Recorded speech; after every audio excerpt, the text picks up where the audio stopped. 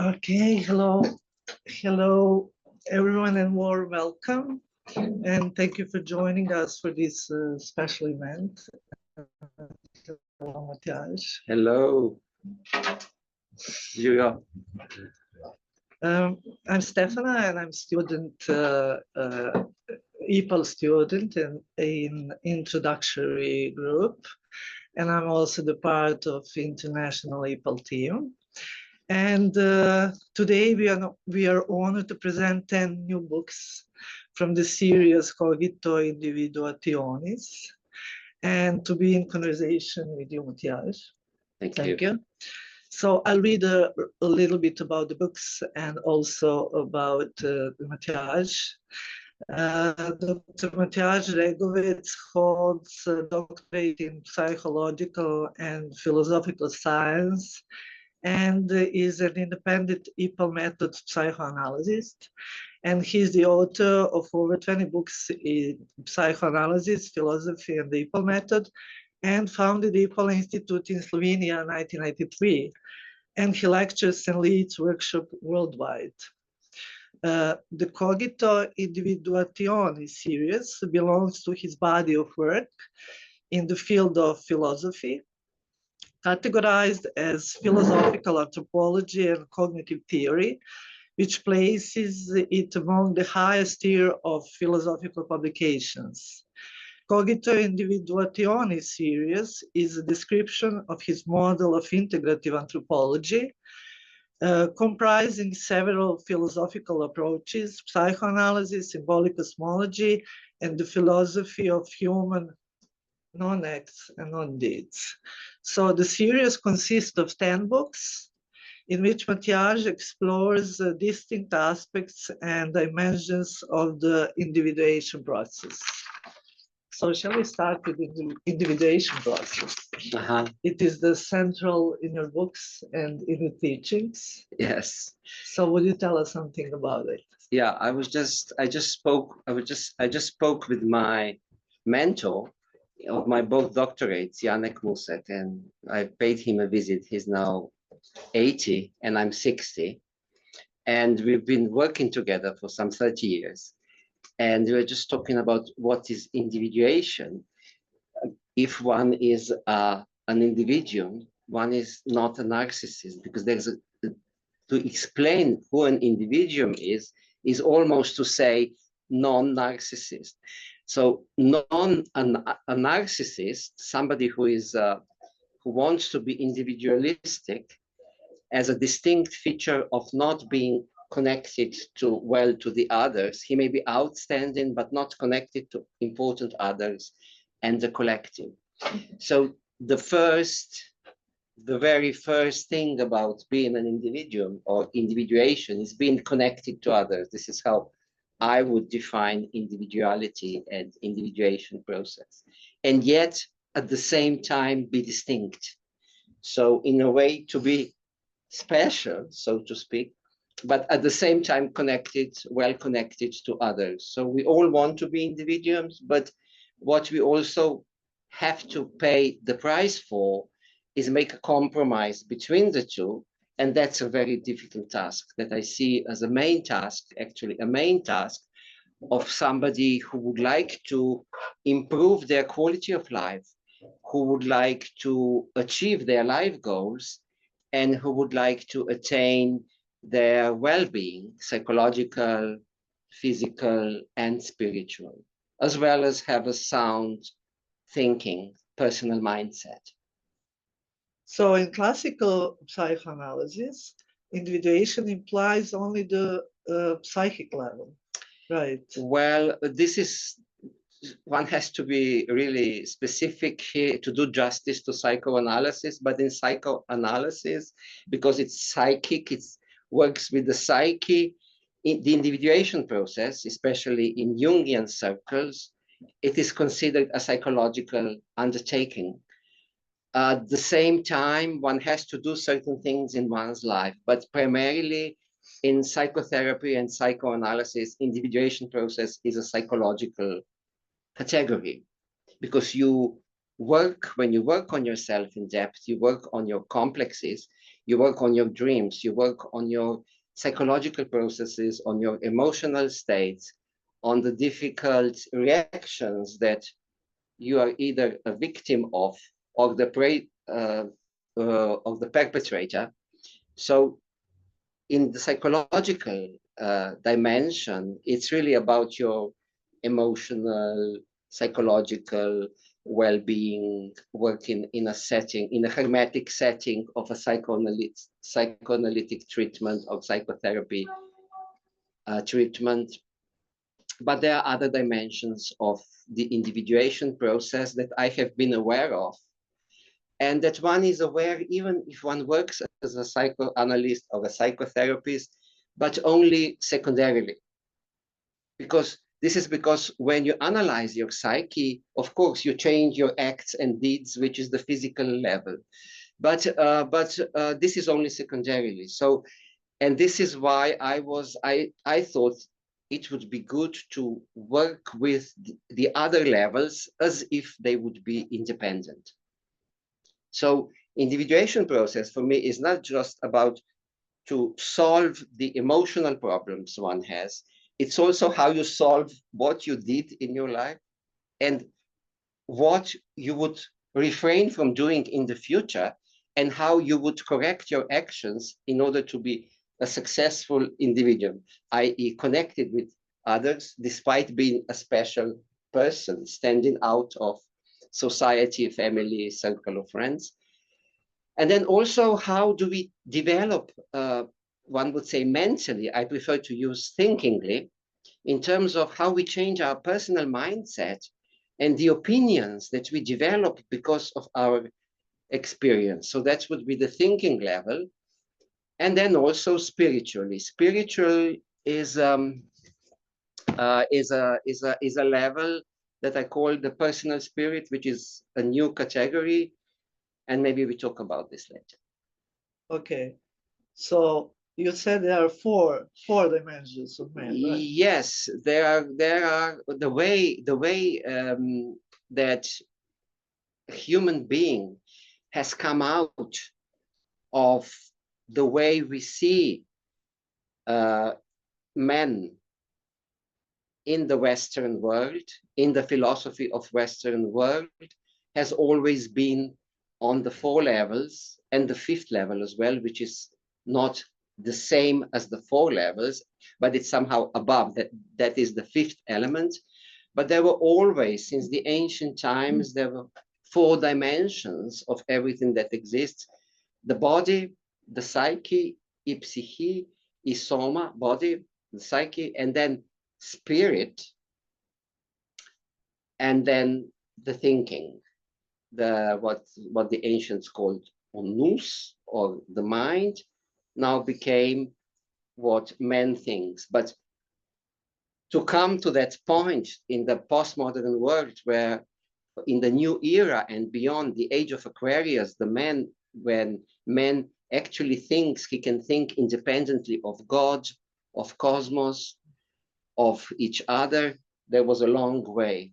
So these 4 dimensions, they are all distinct dimensions as they were for purposes of writing about them. And they all unite in the 5th element, which is the quintessence or ether. Some people call it ether, of the 5th element in the traditional alchemy of the Western tradition. So one need to include all 4 dimensions to become individual, right? Yes, and I would like to speak more down to earth now, if I may try. You know, for some time we work on the bodily level a lot for some reasons. For example, especially in men's psychology, sports. You know, we do sports. You know, we like to do sports. And that is actually an individuation, because with sports and with gym and doing your work with your gym trainer, or in a group, or in martial arts, or even in gardening, or even if you make a cap, You know, there is a lady there who made a cap for me recently, which I'm really thankful for. She made it for my 60th birthday. And, you know, so it is this physical skills that we develop and we excel. Yeah. We make ourselves distinct. We become somebody who produces something with your hands, who has a typical body, which is a reflection of what you do with your body. So that is the bodily level of individuation. And with this bodily type of individuation, you become distinct on the bodily level. Even if you're not educated enough, even if you are not too funny spiritually, you know, especially in men's psychology, if you appear as a good looking, you have better chances.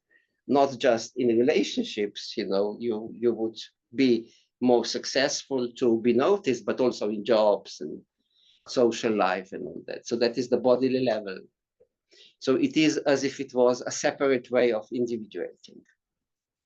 And then we have the thinking level, which is about how developed you are, how learned you are, how much education you have, how much opinions, distinct opinions you have, how you can manage to talk, you know, to write, if you can speak some funny jokes, etc. So that would be the thinking level.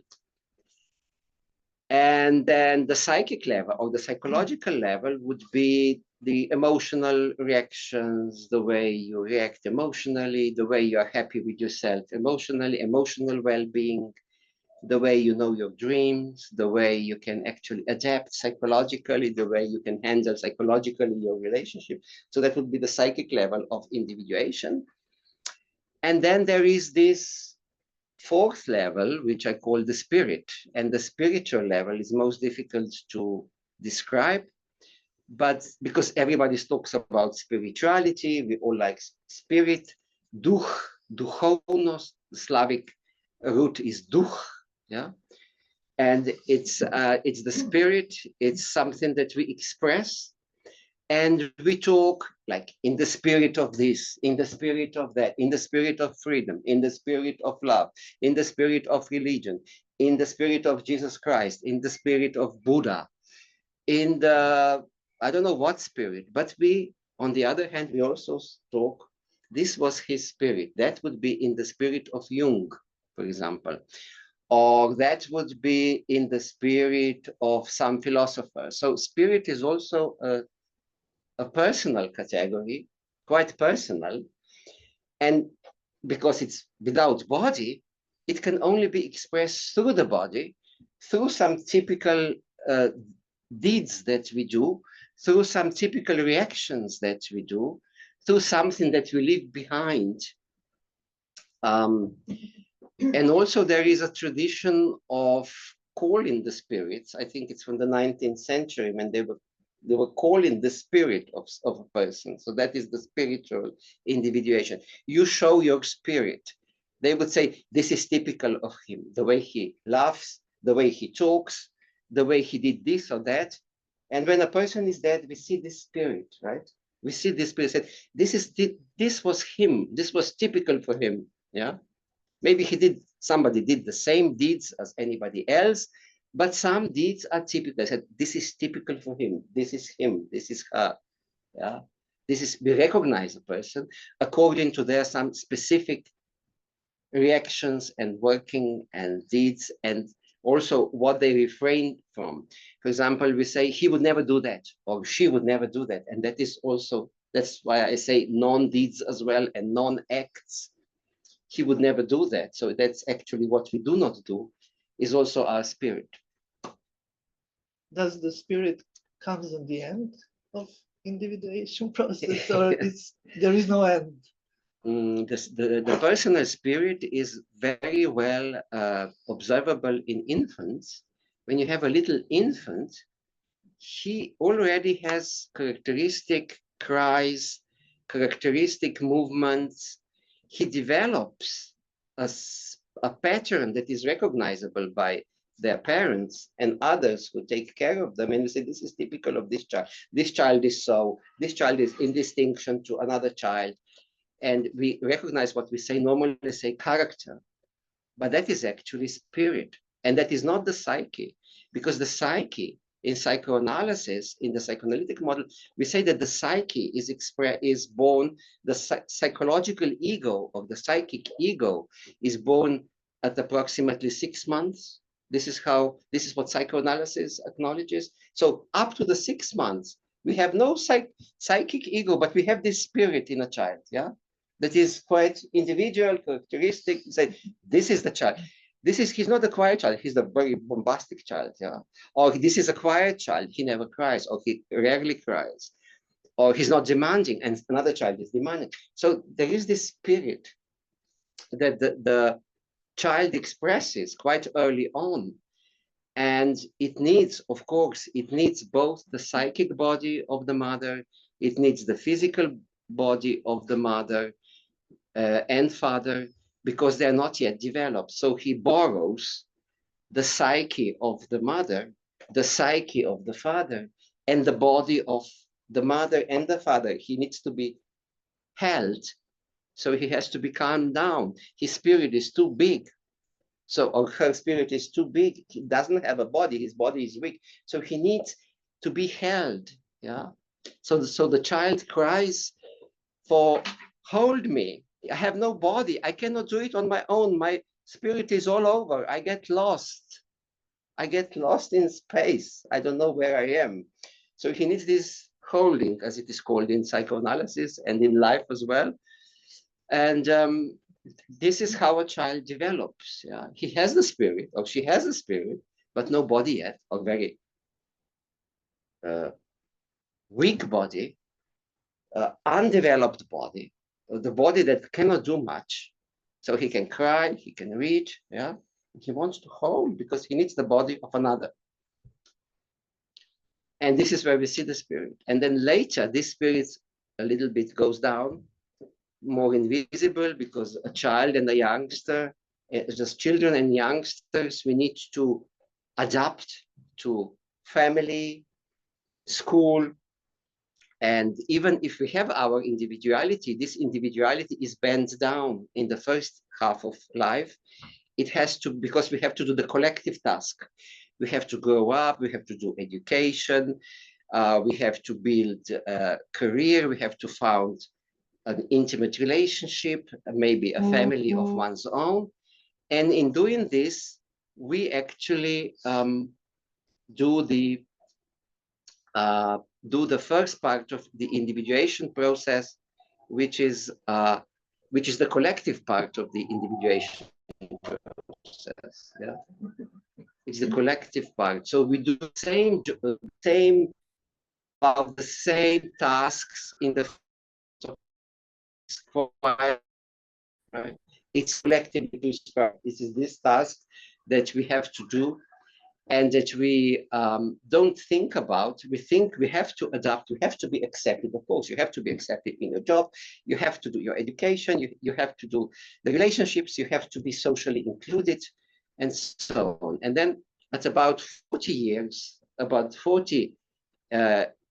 years of age, there is usually a midlife crisis, and after this crisis, there is the start of the individuation in the narrower sense of the word, where somebody says, okay, what about meaning?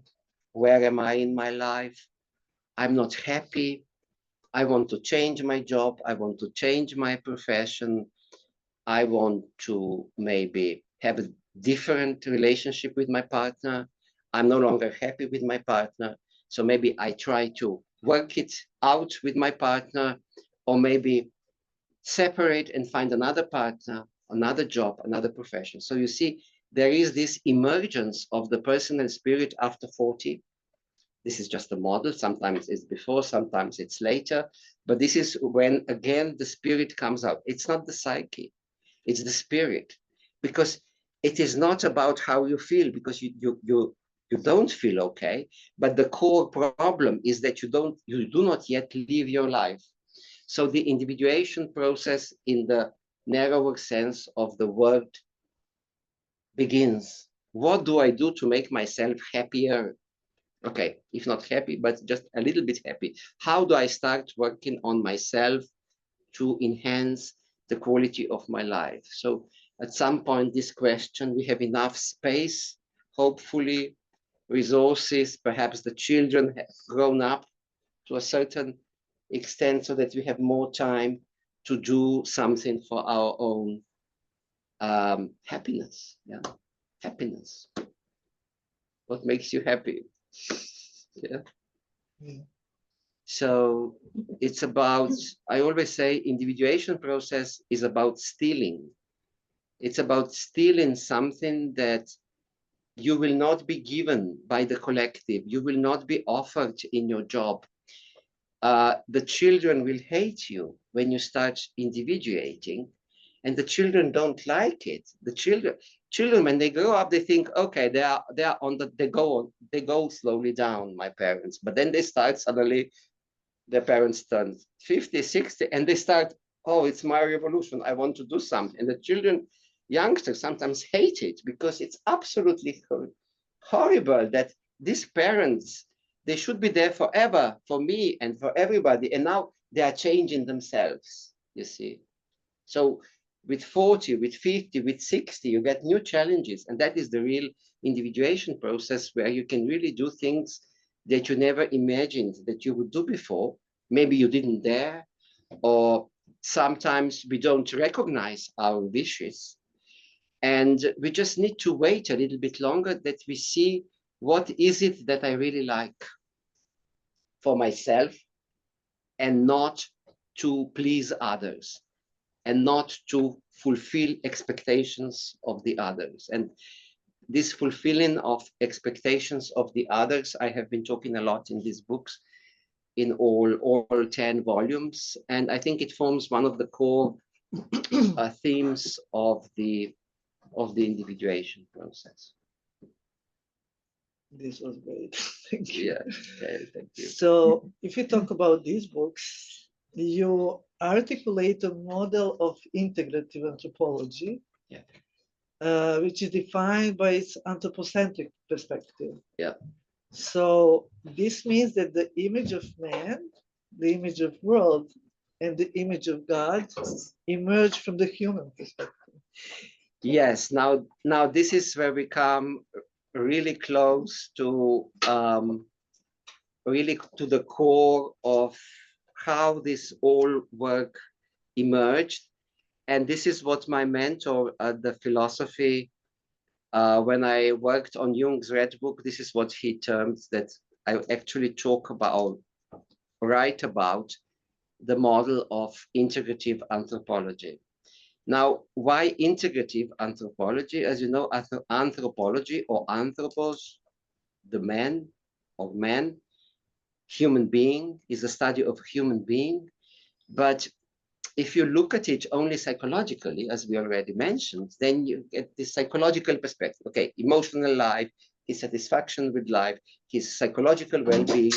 But there are other levels. So there is the bodily level, there is the thinking level, and there is the spiritual level. So all 4 levels have to be taken into account when we talk about human being, or anthropologically, right?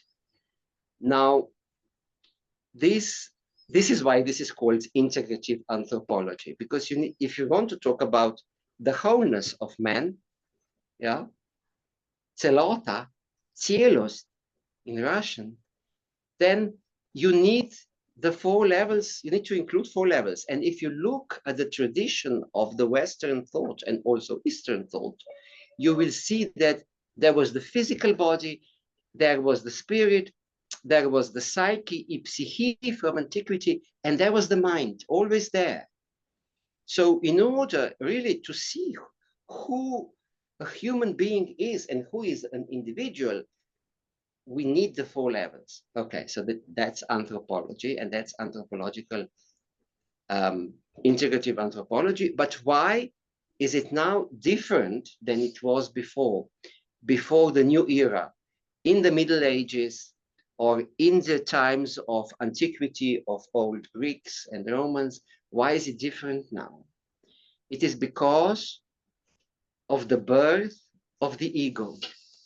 it was somewhere in 15th, 16th century that philosophers started to be aware that they can do out, they can perceive the world outside of the box. And that box was, up to the Renaissance and the new era, that box was either God or cosmos. Cosmos in the old era, in old Greeks, it meant order. So there was nothing out of that order. Everything you do has to be in order with this cosmos. So everything is in order with the cosmos. Cosmos orders everything. Cosmos is the ruler. And then came the Middle Ages. And then suddenly, God is the ruler. God knows everything. God makes the rules. God makes the order. God's will is the most important. It is according to the God's will that you must not overstep what you see. And then suddenly, without really jeopardizing Christianity or Islam, philosophers really found out that man actually thinks the way he or she thinks independently. So it no longer matters for some reason what cosmos says, what God says. It is important in religion, but not otherwise. So that you can actually, the way I see the world is my own seeing. The way I create images is my own work. So in that sense, that was new.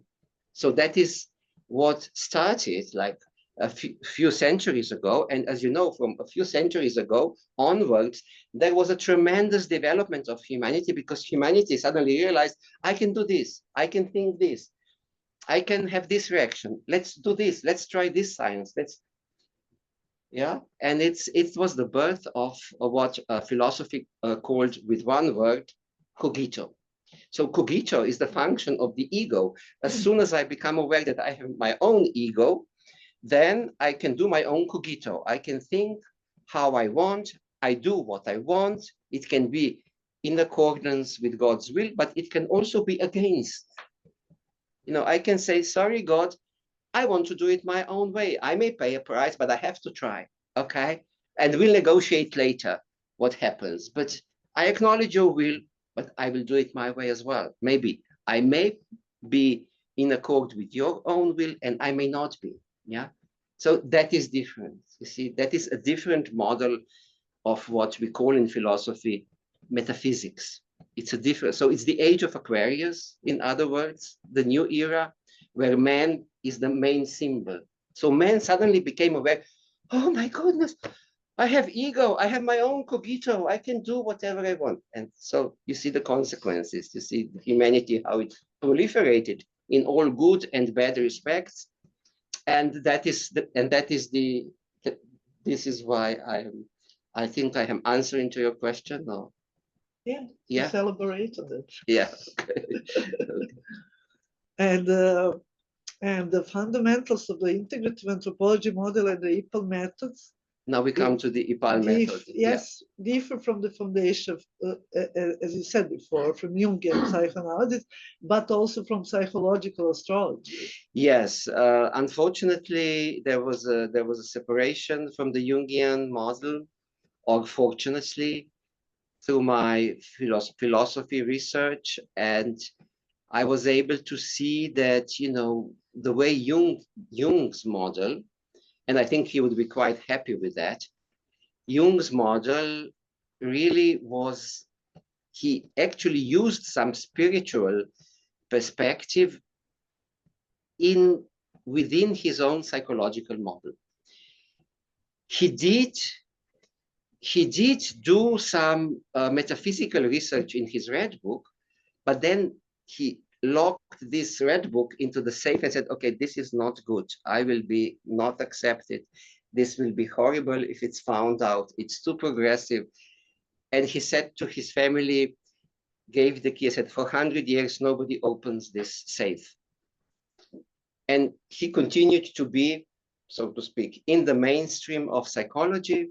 And he tried to do all his model in terms of psychology. And now, so in this model of psychoanalysis, Jungian psychoanalysis, there are spiritual elements, the archetypes, namely the archetypes, but they are thought of as a psychic dimension, or seen only exclusively through the psyche, as patterns of behavior and development that come through man's psyche. But archetypes are really independent. You know, since Plato, they were eternal forms, and they were never a function of the psyche. They were outside the psyche. They were absolute, and they were in the world beyond, said Plato, and they gave form to this world of nature, ephesis, and they shaped. This is how the ancient Greeks saw. They shaped nature and man. These archetypes. He didn't say archetypes. He said eternal forms, ta idi. And then all spirit in the next metaphysical model, in the Middle Ages, became the Holy Spirit. So in the medieval metaphysical model, we have Holy Spirit. Holy Spirit is one of the three faces of great God the Father in the Middle Ages. So, and it is through God's will that this world develops, right? And that is the metaphysical model that we still use. If you are a Christian, you go to church, and you know you have to. It is about dialogue with God and the Holy Spirit, isn't it? But then, in another way, when things developed further in the age of Aquarius, we may speak as archetypes again as aspects of the personal spirit. So this personal spirit can be studied with the help of the cosmogram, what I call cosmogram, and it comes with the help of and tradition of astrology. So astrology, that was once upon a time a predictive science, is now no longer used in this way. And if you want to use astrology, then you will predict certain events, and your future will be developing according to the cycles of the planets and zodiac and astrological houses. And this is what astrology is still perceived by the science and today's mainstream philosophy and all that. So astrology, because of its strong tradition, it develops in the ancient Greece in cosmodicy, and then in the Middle Ages, where it was used to interpret God's will. So astrologers in the Middle Ages, they were allowed because they said, with our interpretations, we help to understand God's will. So you may like to use astrological counseling so that you realize your fate, so your apportionment. So when you will die and how you will die, and it will be better for you because you will be able to see the will of God. So now when we come to the new era, the age of Aquarius, we no longer have the theodicy, we no longer have the cosmodicy, and this is why we cannot use astrological tradition in that way. And I have chosen another name for the archetypes that we use in the cosmogram. I called it cosmology, because with the help of recognizing the archetypes of your personal cosmogram, you are actually studying your archetypes of how to become an individual. And nobody will do it for you unless you do it. That's the main thing. There is no longer a prescription of what will happen. There is no longer a prediction of what will happen to you, because you must do it or you must refrain from doing it. And thus, you create your own life. You are what you did. And you will be what you will do, or what you will not choose not to do. No? There will be a politician like Gorbachev, who actually dismantled the whole Soviet system, so there was no war. But there may be another politician who just chooses to press buttons instead of, calling the president of another country, say, come on, let's work it through, yeah. Let's not push the missiles and the drones and all that. So we are now all dependent on individuals, and this is my main point here.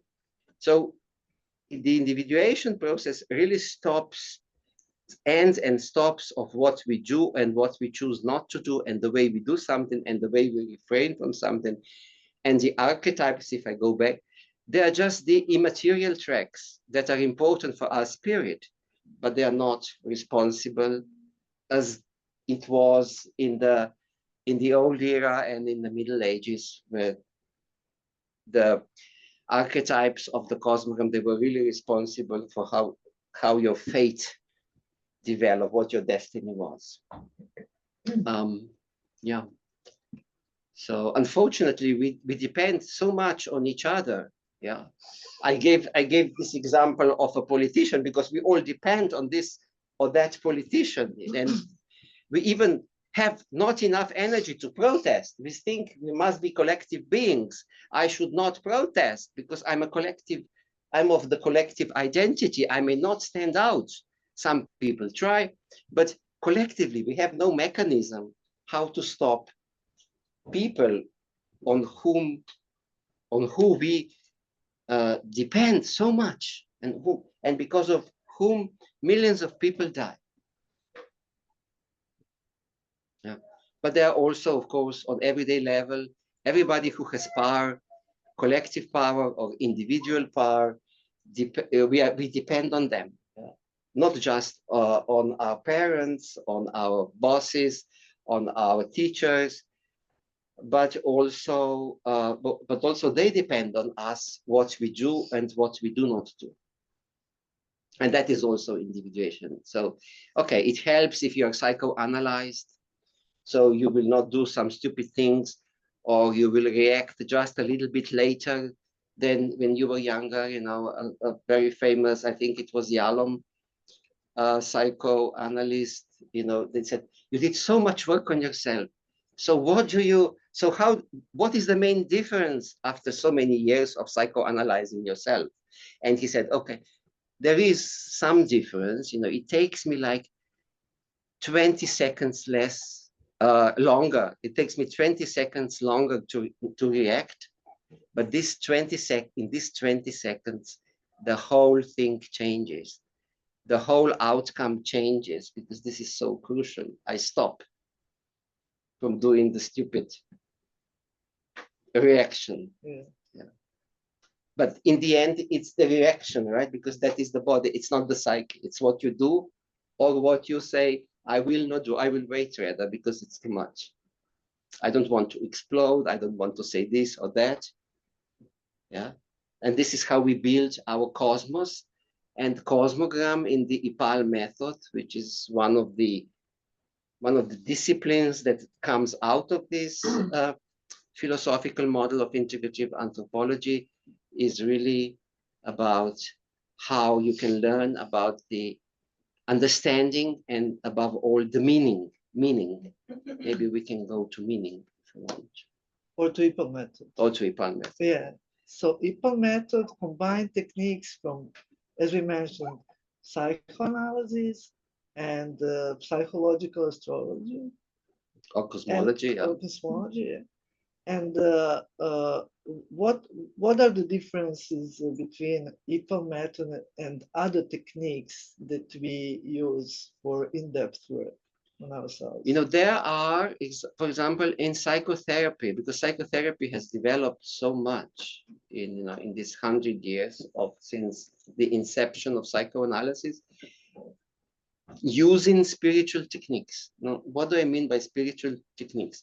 Spiritual techniques, for me, are meditations, different types of meditation, and working with the psychic images, either in dreams or in active meditation, active imagination. In doing this technique, one actually contacts one's personal spirit. For example, a, a mother or a daughter, let's say a daughter was dreaming, a daughter who was about to separate from her mother, she dreamt a peculiar dream in which she had to go down the steps into some unknown underworld chamber. And that was so unusual because the experience, it was awe and amazement, but also fear of going underground. And she brought this dream to her psychoanalyst, and they talked about the psychic image. It was apparently psychic.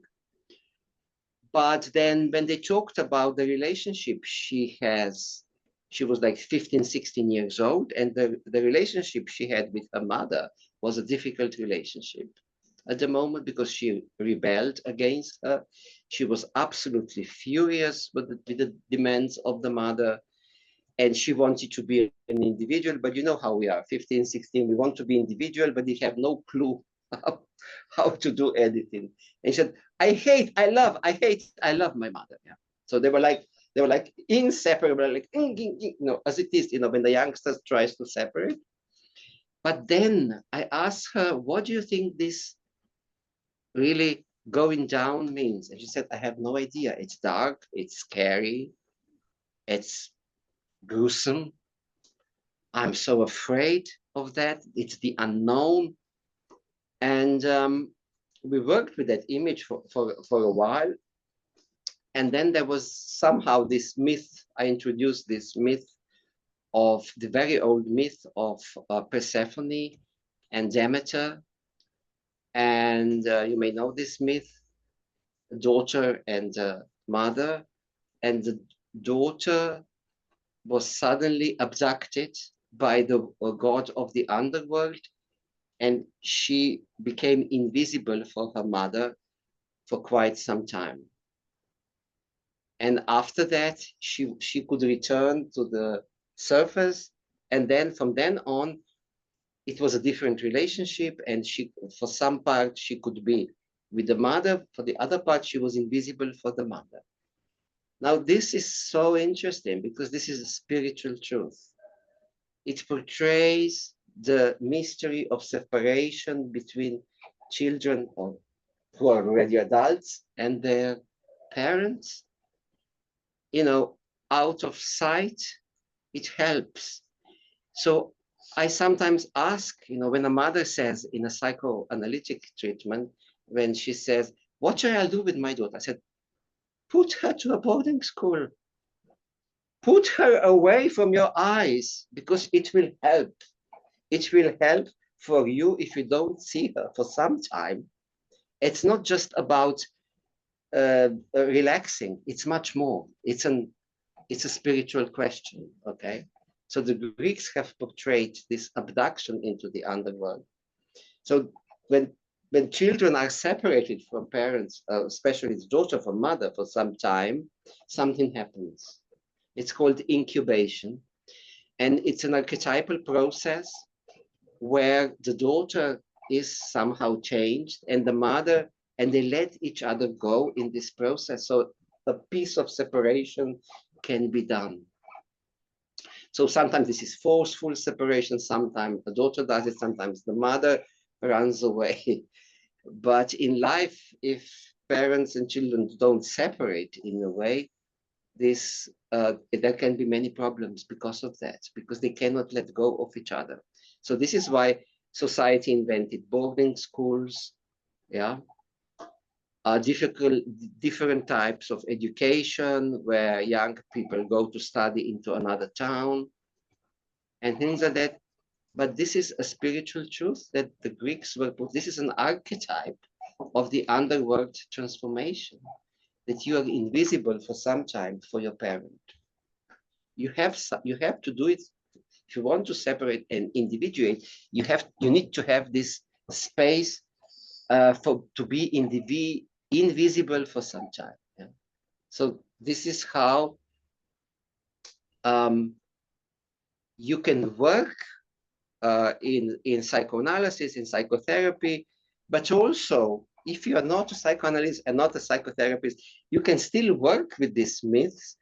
Why do we like to read about myths and fairy tales? Because they are spiritual wisdom. So we have to learn from spiritual traditions, and this is how, not to rationally understand, but somehow to see the meaning. And now we really come to the core of the spiritual dimension of human being. That is the creation of meaning. This young woman who asked, why have I dreamt this? She suddenly realized, oh my goodness, maybe I really need something where I will be somehow on my own for some time. She could understand the meaning of this, and she was able to do that. She was able to see and let go, and when the opportunity arose, she could go to, not to a boarding school, but maybe she said, okay, I'm going to study in another town, and I'm not going to come home so often. So there will be her own container, and in which she will be able to have other relationships and thus develop something that is beside the family identity, and her individuality will become stronger.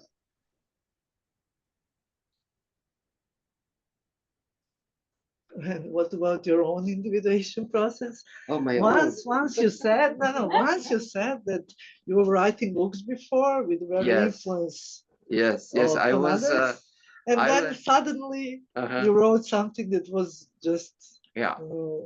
I really want to tell you this because it was really important, and it was because of my mentor at the second doctorate, Borut Oshlai, who did an amazing thing to me. Up to my second doctorate, so up until I was 55, I was writing many books. I wanted to write beautiful books. I wanted to really, make it so much better than the authors before me.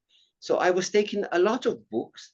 I was recycling these books. I was making a lot of notes, and I wanted to do it like them, maybe a little bit better, but basically like them. There was nothing new in my books. There was no real individuality in my books. I was writing on psychoanalysis and psychological astrology and some spirituality. I was commenting on Jung. I was a very diligent Jungian analyst.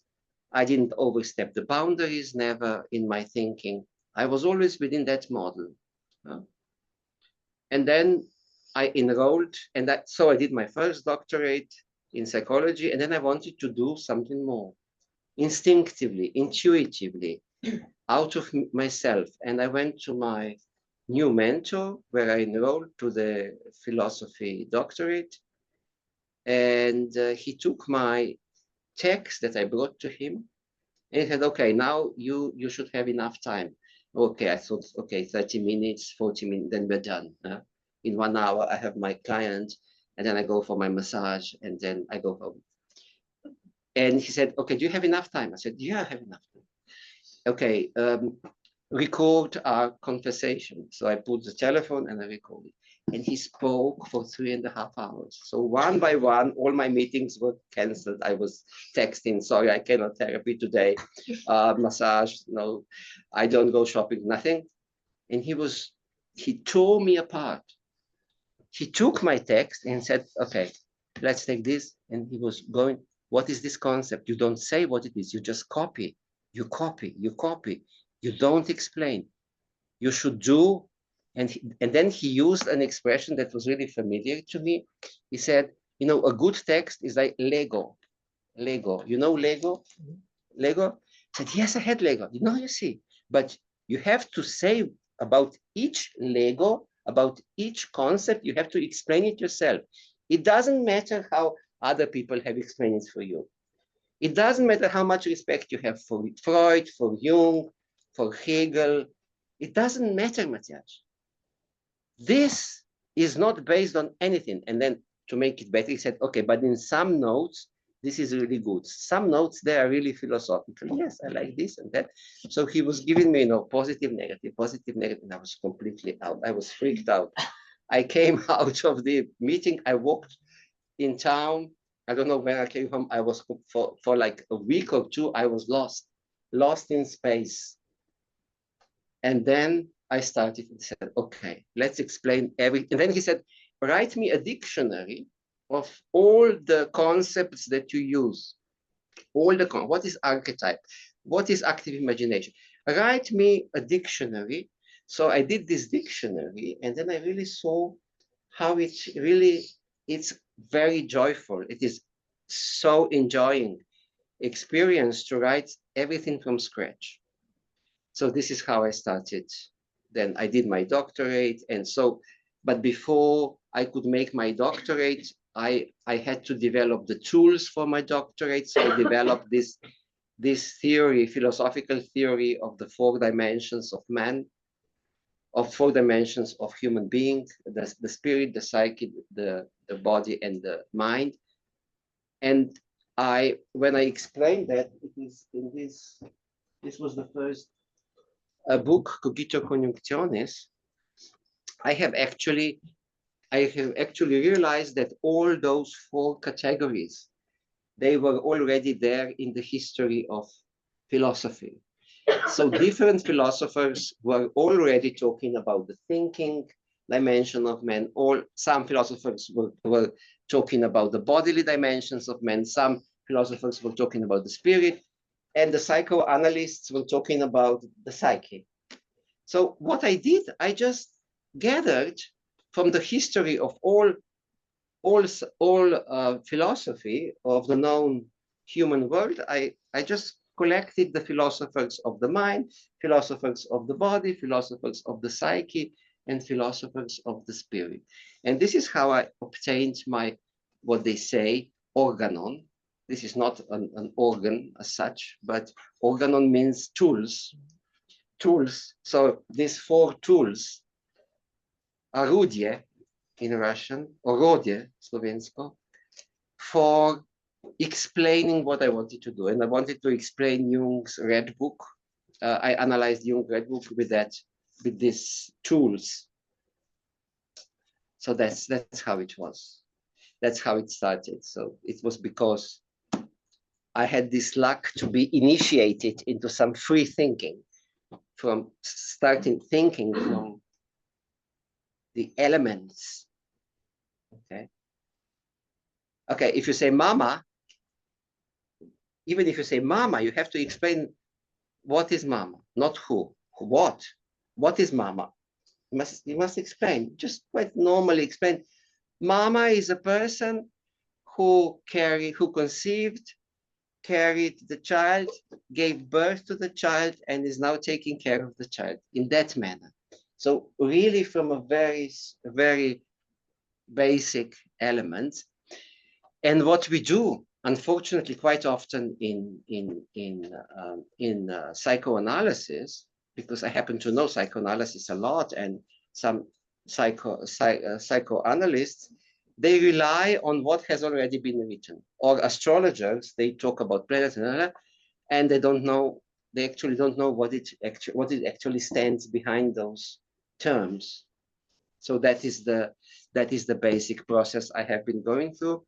So I was able, from this book on, so after having written about 20 books now, then I've started with the new ones, which are now like 3, 4, and now 10. So 14 new books in 5 years.